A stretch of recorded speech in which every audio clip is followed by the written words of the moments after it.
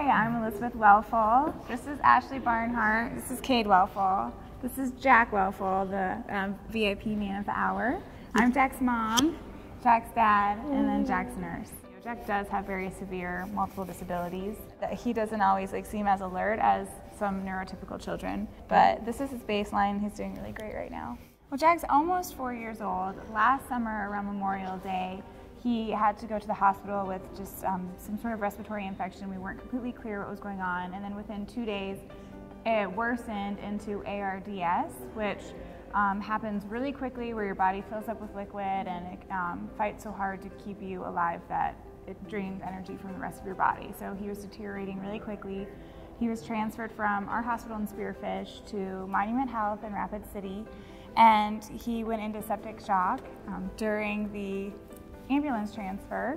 So as soon as he arrived to Rapid, they put him in the PICU, intubated him, and he was on the vent for about 10 days. And then after the fact, he moved into the NICU area once he was off the vent for recovery, and then eventually went home with us.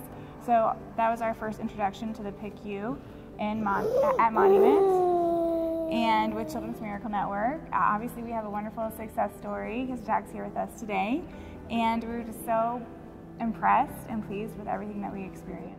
We went in, we were there for a couple of days like Liz said, and then all of a sudden it just literally within hours, it just got worse. And his oxygen, we couldn't keep his oxygen up. So we decided to take him to Rapid City and versus going to Denver. And we were really, really happy that we did. The Rapid City Hospital did a phenomenal job. And we spent a lot of time at Denver Children's Hospital in Aurora. And they were on the same scale as one of the best hospitals in the world for children. So we were really impressed. Yeah, it was really scary. They only allowed one parent in the ambulance, so Kade was behind us in the car. So he wasn't able to get to the floor at the same time that I was with Jack.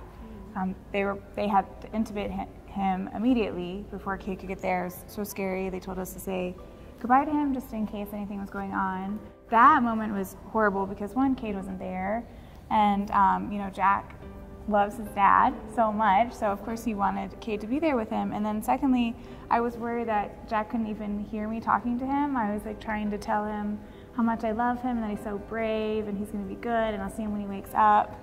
And so then, he went to sleep, and the fear is that what if that was his last time hearing you, and was it enough? So that day was probably I would say the worst day of our lives. He regressed. Yeah, he regressed in multiple different places and areas, but I think he's bounced back almost 100% since then, or close to. Yeah, we were Jack back. Right. We had definitely ebbs and flows when we were there.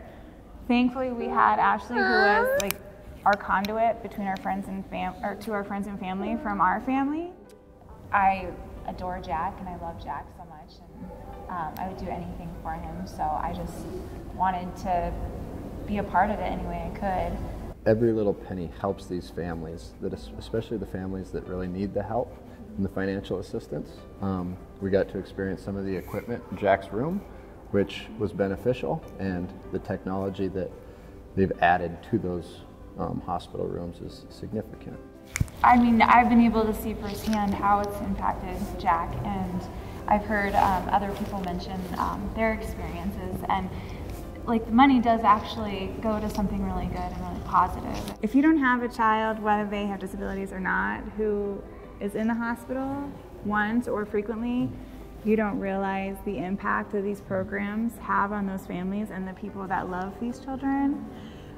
We have single-handedly seen it, and it's changed our lives for the better. It's changed Jack's experience for the better. So, we can't say thanks enough, and ask other families to please donate if you're able to. Money, time, goods, anything to help other kids like Jack and other families like ours.